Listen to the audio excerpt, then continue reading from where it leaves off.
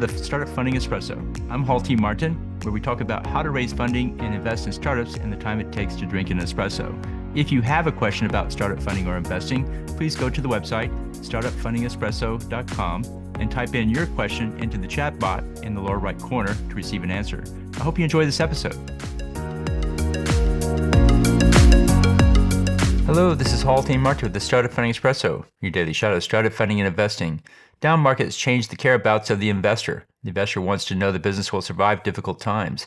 Here are some key points to consider when pitching your startup in a down market. Focus on the core financials to show the business is stable. Show how the company is cash flow positive or nearing it. Talk about the break-even point and how soon your startup will reach it. Show the burn rate is low and shrinking.